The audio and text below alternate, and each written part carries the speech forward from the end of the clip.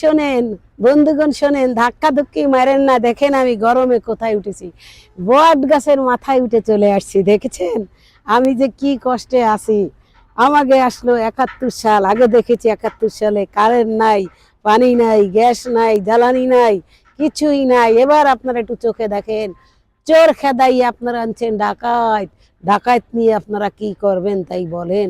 দেখেন অবস্থা কি, দেশের জনগণ কেমন কি থাকে। দেখেন দেখেন আমি গাছে উঠে বসেছি, বুঝেছেন ভাই?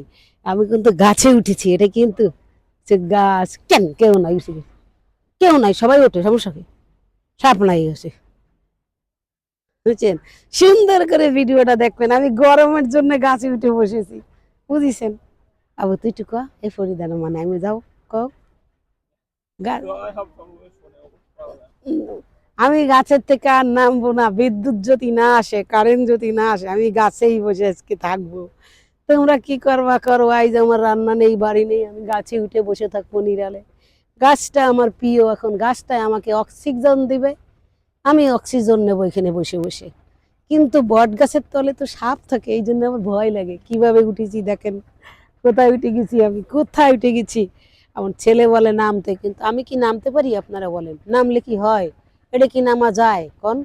এমনি কারেন্ট নাই, বাসায় এসে নিরালে বইছি, ওরা কয় নামার কথা। ভাই সুন্দর করে একটু লাইট কমেন্ট দিয়ে ভালো করে জানায়েন যে ফরিদা বেগম কি করবে, কারেন্ট তো নাই, কোথায় যাব বলেন। তাই আমি গাছে উঠে বসেছি, গাছে।